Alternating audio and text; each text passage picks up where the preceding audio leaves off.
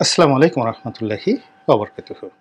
সম্মানিত দর্শক, ভারতের প্রধানমন্ত্রী নরেন্দ্র মোদী তিনি একটি অন্তর্বর্তীকালীন যে সরকারের প্রধান হিসেবে থেকে যে নির্বাচন করেছেন, সেই নির্বাচনে একক সংখ্যাগরিষ্ঠতা পাননি এবং জোড়াতালি দিয়ে তার বিশ্বাস এবং তার যে কনফিডেন্স, তার যে স্বপ্ন, তার যে দৃঢ়তা, তার যে ম্যাজিক্যাল পাওয়ার, এগুলো সবার বিরুদ্ধে গিয়ে অনেকটা অপমানিত, লাঞ্ছিত হয়ে একটি কোয়ালিশন সরকার গঠন করে একটি মন্ত্রিপরিষদ গঠন করেছেন এবং এই মন্ত্রিপরিষদের যে গঠন প্রক্রিয়ার পর পার্লামেন্টের অধিবেশনে তাকে সংখ্যাগরিষ্ঠতা প্রমাণ করতে হবে এবং এই সংখ্যাগরিষ্ঠতা প্রমাণের সময়ও অতীতের মতো অঘটন ঘটতে পারে। এর আগে বিজেপির যে প্রধানমন্ত্রী ছিলেন অটল বিহারী বাজপেয়ী,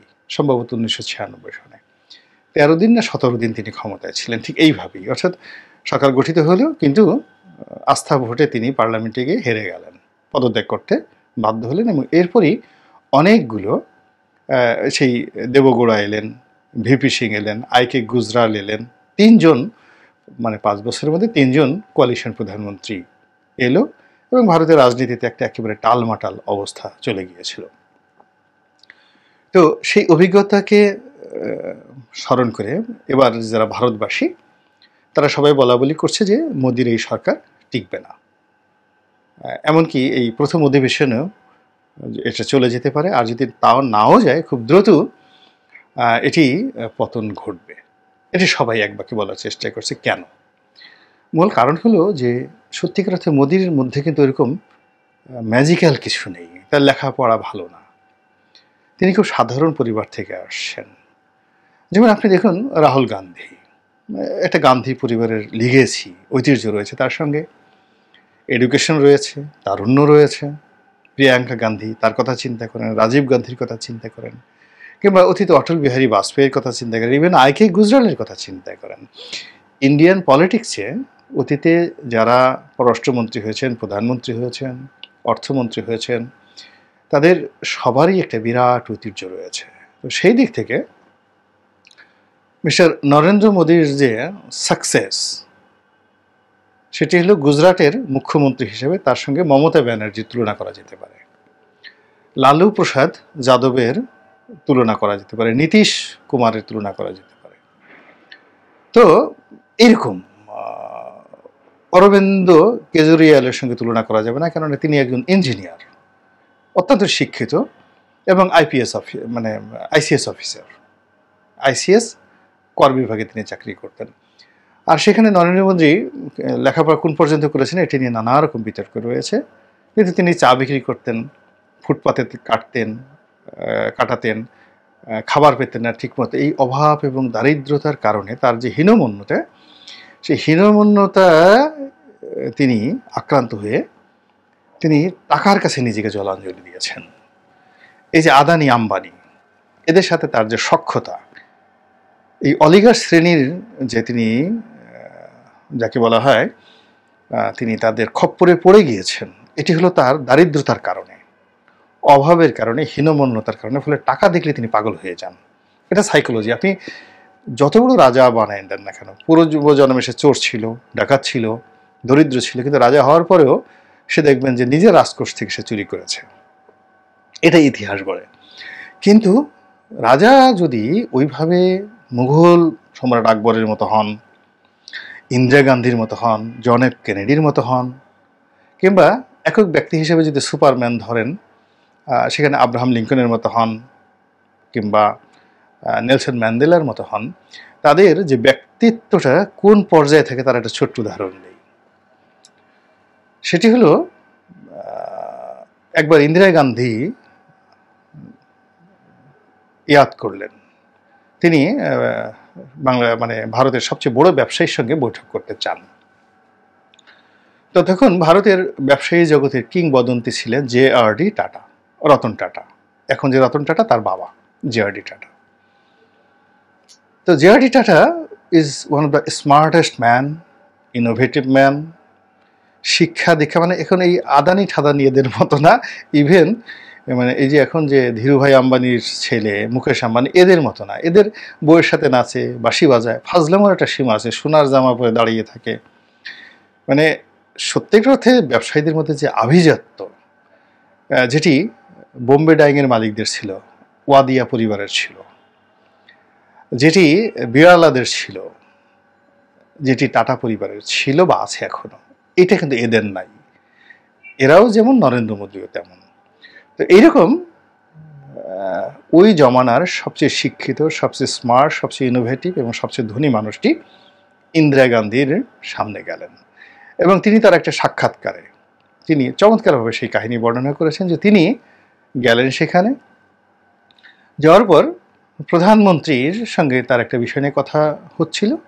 প্রধানমন্ত্রী তার পরামর্শ জিজ্ঞাসা করলেন এবং তিনি নির্বিবাদে তার মতামত দিলেন, জিআরডি টাটা। তো প্রধানমন্ত্রী তার দিকে অ্যাটেন্টিভ না হয়ে তিনি টেবিলে একটা খাম ছিলেন, সেই খামটা ধরলেন, আর 1 সেকেন্ডের জন্য তিনি জানালার দিকে তাকালেন। জিআরডি টাটা বললেন যে আমি বুঝতে পারলাম যে আমি যে কথাগুলো বলেছি এটা প্রধানমন্ত্রীর পছন্দ হয়নি। তো এরপর আমি সেখান থেকে চলে এলাম, আমি আর কখনো প্রধানমন্ত্রীর কাছে যাইনি, প্রধানমন্ত্রী আর আমাকে কখনো ডাকেনি। তো এটা ছিল একজন প্রধানমন্ত্রীর ব্যক্তিত্ব আর একজন ব্যবসায়ীর ব্যক্তিত্ব। আর এখন আদানি এদেরকে যদি বলা হয়, নরেন্দ্র মোদী যদি বলে যে আমি এখন মল ত্যাগ করবো, আদানি তুমি হাতে ধরো, কোনো রকম মোজা পরা যাবে না এবং এইগুলো গিয়ে পরিষ্কার করে আসো, আদানি ঠিক সেম কাজটি করবে। এবং এই আদানির যারা বংশধর রয়েছে, নরেন্দ্র মোদীর যারা আত্মীয় স্বজন রয়েছে পৃথিবীর বিভিন্ন দেশে, উগান্ডাতে, তারা ঠিক একই অবস্থায়, এই মানে ঠিক সেম মন মানসিকতায়। ফলে কি হচ্ছে, এই যে নিজের যে দুর্বলতা, নরেন্দ্র মোদীর যে দুর্বলতা, এ থেকে ঢাকানোর জন্য তিনি দেবতা সাজার চেষ্টা করছেন, প্রতিমা বানিয়েছেন, নিজেকে অবতার বানানোর চেষ্টা করেছেন, এবং এই কাজ করার জন্য ধর্মকে ব্যবহার করেছেন। এবং এই সেম কাজটি কিন্তু প্রাচীন মিশরে ফেরাউনরা করত। মানে জনগণ যাতে তাদের কর্ম নিয়ে কোনো প্রশ্ন করতে না পারে, এই জন্য তাদের ওরা বলতো আমরা হলাম আমন দেবতার বংশধর, সন্তান, আশীর্বাদ পুষ্ট। এমন কথাও তারা বলতো যে তাদের যে তখন 1 নম্বর যে গড প্রাচীন মিশরীদের, দেবতা আমন। তো দেবতা আমন এসে ওই ফেরাউনের মায়ের সঙ্গে তার দৈহিক সম্পর্ক হয়েছে, ফলে সেই আমনের ঔরসে তার জন্ম হয়েছে। এই প্রচার পর্যন্ত তারা করতেন কেবলমাত্র জনগণের মাত্রাতিরিক্ত ভক্তি এবং শ্রদ্ধা আদায় করার জন্য, এবং তারা মাঝে মধ্যে নিরুদ্দেশ হয়ে যেতেন। অর্থাৎ নরেন্দ্র মোদী এখন যে কাজগুলো করছেন, আপনি সেই যে অনেকগুলো সিনেমা হয়েছে, তারপরে ওল্ড টেস্টামেন্টের অনেকগুলো সিরিজ হয়েছে, জেনেসিসের অনেকগুলো পর্ব হয়েছে, সেখানে আপনি দেখতে পারবেন যে সেখানে এই প্রাচীন ফেরাউনরা কিভাবে দেবত্ব প্রমাণ করার জন্য চেষ্টা করেছেন। ঠিক নরেন্দ্র মোদী কিন্তু এই গত 6-7 বছর ধরে ঠিক সেই চেষ্টাটাই করেছেন। তিনি প্রথমবার অযাচিতভাবে, অভাবিতভাবে হলেন, এরপরে 2-3 বছর তিনি ভালো করলেন, এরপরই তার দুর্বলতা প্রকাশ হতে শুরু হলো। এবং যখনই তিনি দুর্বল হয়ে পড়লেন কথায়, আচরণে, শিক্ষা দীক্ষা এবং প্রতিপক্ষরা নিয়ে যখন তাকে ঠাট্টা মস্করা করা শুরু করলো, তখন তিনি আমজনতা মানে সাধারণ পাবলিকের মধ্যে ঢুকে পড়লেন দেবতা রূপে। এবং অনেক পাবলিক মনে করতো যে না, সে আসলেই দেবতা, কৃষ্ণের বংশধর কিংবা রামের বংশধর, এরকম মনে করতো। এবং তিনি যে গরু পূজা করছেন বা অন্য যা কিছু করছেন, সবই মানে কৃষ্ণের ইচ্ছায়, বা তাদের যে দেবতা দেবরাজ ইন্দ্রর ইচ্ছায়, কিংবা শিবের ইচ্ছায়, এরকম কথাবার্তা চলছিল। এবং তিনি সুপারম্যান হিসেবে নিজেকে প্রমাণের জন্য একবার যোগা করেন, মানে যোগব্যায়াম করেন, আবার ওটা করেন। তো সব মিলিয়ে তিনি এই যে নির্বাচনটি, এই নির্বাচনের আগে তার মধ্যে একটা বিশ্বাস জন্ম নিয়েছিল যে তিনি মানুষকে বোঝাতে পেরেছেন, তিনি মানুষের হৃদয়ে স্থান নিতে পেরেছেন, এবং তিনি সত্যিকার অর্থে দেবতা হয়ে গেছেন। এই জন্য তিনি বলে ফেললেন যে এবার কাবাদ 400 সিট লাগবে, 400 সিটের বেশি তাকে পেতে হবে। তো সেই অনুযায়ী তার কনফিডেন্ট, সে অনুযায়ী তার কথা, সে অনুযায়ী তার ঠাট্টা মস্করা টিটকারি সব কিছু চলছিল। তো রেজাল্ট যেটা হলো সেটা যদি একটা স্বাভাবিক যদি সুপারম্যান তিনি না হওয়ার চেষ্টা করতেন বা এত বাড়াবাড়ি না করতেন, এটা মোটামুটি একটা বিজেপির 3 টার্মের জন্য ইটস ওকে। সারা দুনিয়াতে এখন খুব খারাপ অবস্থা, সেখানে তিনি যে ভোট পেয়েছেন এবং যিনি যে সিটগুলো পেয়েছেন এটা একেবারে নট ব্যাড। কিন্তু যেহেতু তার এক্সপেকটেশনটা একেবারে আকাশের চূড়ায়, আর তিনি নেমে এসেছেন সেই অর্থে মাটিতে, ফলে আকাশ এবং মাটির যে রশি টানাটানি, এই রশি টানাটানিতে তার গলায়, নাকে, হাতে রশি যারা পরিয়েছে তারা রাজনীতিতে অত্যন্ত দক্ষ। নীতিশ কুমারের মতো মানুষ, চন্দ্রবাবু নাইডুর মতো মানুষ এবং আরও অনেক ছোট ছোট দল, যেমন শিবসেনা, মহারাষ্ট্রের শিবসেনা। তো মহারাষ্ট্রের শিবসেনার বাল থ্যাকারে মানে অত্যন্ত মানে এত ভারতীয় রাজনীতিতে প্রভাবশালী, এর মতো প্রভাবশালী লোক ওই দক্ষিণ ভারতে ছিল না। বাল থ্যাকারে তার সন্তান এখন ওই এলাকার রাজনীতি কন্ট্রোল করে না। এরা সবাই নরেন্দ্র মোদীর বিরুদ্ধে। যোগী আদিত্যনাথ উত্তরপ্রদেশের, যিনি ধর্মগুরু, মুখ্যমন্ত্রী, সব কিছু আন্ডারওয়ার্ল্ডে ডন এভরিথিং, মোদির বিরুদ্ধে চলে গেছে এইবার। তো সব মিলিয়ে সব কিছু এলোমেলো হয়ে গেছে, যা কিনা মোদির যে রাজনীতি, সেই রাজনীতিকে অনিশ্চয়তার মধ্যে ফেলে দিয়েছে। এই জন্য যারা একেবারে সবাই তারা বলছে যে এই সরকার টিকবে না। দ্বিতীয়ত, এই মুহূর্তে মোদির সামনে যে সমস্যাগুলো সামনে এসছে, সেই সমস্যাগুলো মোকাবেলা করার জন্য তার যেমন একক কর্তৃত্ব এবং নেতৃত্ব দরকার ছিল, সেটি তিনি এই সময়টাতে পারবেন না।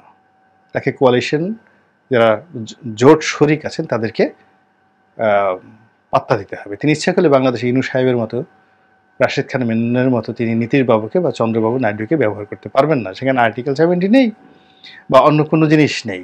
সেখানে যেমন এই নির্বাচনের আগে তিনি যেভাবে তাদের দেশের যে গোয়েন্দা সংস্থা, তাদের দেশের ইনকাম ট্যাক্স বিভাগ, তাদের দেশের দুর্নীতি দমন কমিশন, এই প্রতিষ্ঠানগুলোকে বাংলাদেশের মতো করে ব্যবহার করেছেন, এটি এই নির্বাচনের পরে আর সম্ভব হবে না। এখন গণতন্ত্রে একটা স্বাভাবিক স্রোত চলে আসছে এবং আপনি জানেন যে যখন পদ্মাতে জোয়ার আসে, স্রোত খুব বেশি হয়ে যায়, সেখানে যত ময়লা আসুক না কেন, ময়লা টান দিয়ে নিয়ে চলে যায়। সেখানে পদ্মার যে আসল চরিত্র সেটি ফুটে ওঠে। তদ্রূপ এখন ভারতের যে জোয়ার, সেটা গণতন্ত্রের জোয়ার চলে এসছে। ফলে এই জোয়ারে আপনি গোমূত্র দিয়ে এই জোয়ার বন্ধ করতে পারবেন না, গো বৎস পূজা দিয়ে বা গো পূজা দিয়ে এটি আপনি বন্ধ করতে পারবেন না। কিংবা আপনি সমুদ্রের তীরে গিয়ে যোগ ব্যায়াম করে বা আকাশে গিয়ে আপনি হেলিকপ্টারে চড়ে আপনি এটা বন্ধ করতে পারবেন না। পুতিন আপনার কাছে এসে আপনার সাথে দেখা সাক্ষাৎ করে আপনাকে খুব বড় বানিয়ে পারবে না। শেখ হাসিনা গিয়ে 100 বার তাকে দাদা বললেও কোনো লাভ হবে না, সেখানে জোয়ার উঠে গিয়েছে। ফলে পুরো পরিস্থিতি মিস্টার নরেন্দ্র মোদীর জন্য এতটা জটিল হয়ে পড়েছে, যেভাবে তার উত্থান হয়েছিল এভাবেই হয়তো তার পতন অনিবার্য হয়ে পড়েছে। আল্লাহ আমাদের সবাইকে হেদায়েত দান করুন এবং হেফাজত করুন। আসসালামু আলাইকুম রহমতুল্লাহি ওয়া বারাকাতুহু।